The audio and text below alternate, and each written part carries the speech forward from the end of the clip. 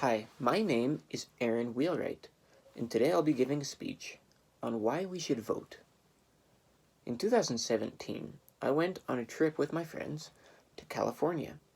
During this trip, we spent a lot of time in Universal Studios, and I remember that one of my favorite rides was the Harry Potter ride there. But it did have a downside. This downside was that the time that we had to wait in line to get on the ride was 80 minutes. I don't know about you guys, but 80 minutes is a long time to be standing in line for a ride. Many times in life we find ourselves standing in lines, and they're often uncomfortable experiences. However, we're willing to do them if it's for a good reason. For example, we're willing to do it if it's to go on a ride in a roller coaster. Or maybe we're willing to stand in a long line for a sandwich at Chick-fil-A and SUU. But how many of you guys are willing to get up and stand in a long line in order to vote? That's actually what they do in Argentina. Many of you have seen long lines to vote, but not like the ones in Argentina. That's because in Argentina, it is required that everyone vote or pay a fine. Now here in the States, voting is not compulsory. It's an election. It's a freedom to vote or to not vote. But I think that we all as citizens should take this and use this freedom to vote. And I have some reasons why. I believe that voting shapes us, shapes our country, and it's relatively easy to do.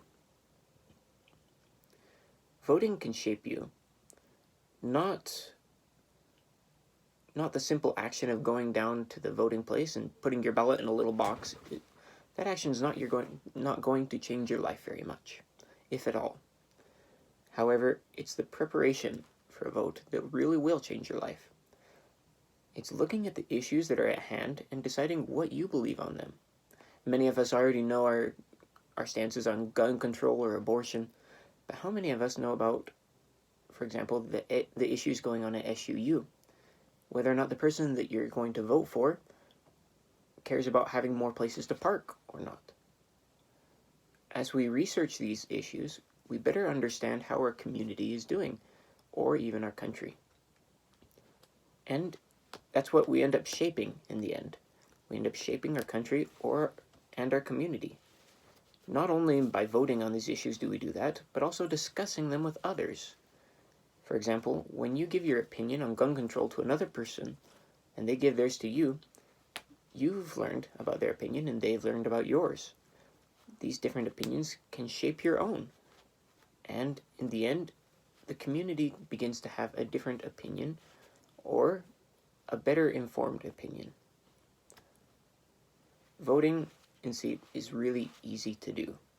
It's not a very complicated process, especially now in these days. For example, for the student body elections in SUU, I voted online. It was as simple as that. It took under a minute to vote. I know that for the state elections, I received my voter ballot in the mail.